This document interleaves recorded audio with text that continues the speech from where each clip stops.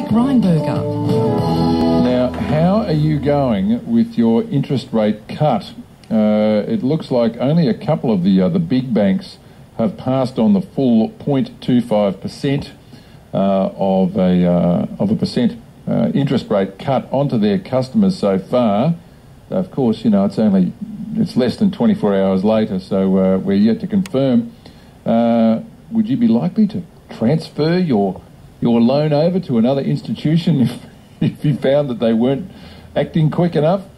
Jon Stanfield is the General Manager of Horizon Credit Union, and I've got him on the line now. G'day, John. How you going? Oh, well, thanks, Nick. What is the implication for this rate cut for you? What do you think the Reserve Bank's saying?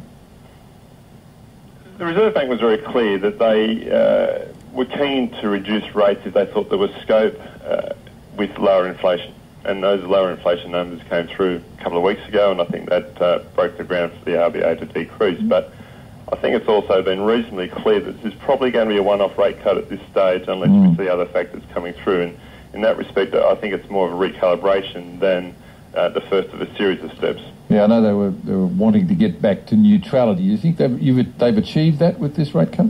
I think they're probably pretty close. So neutrality isn't a single point. It's a range that they operate in. And in some respects, I think a few people may have been surprised that the cut was made yesterday, because the way the RBA normally operates is through a series of changes to get to a particular level. And as I say, this one looks like it was probably more a recalibration. But look, that said, new economic news comes out every day, and depending on how events unfold in Europe, events can change very quickly, and the RBA's view may well change by next month. Righto. John, great to talk to you. Thank you.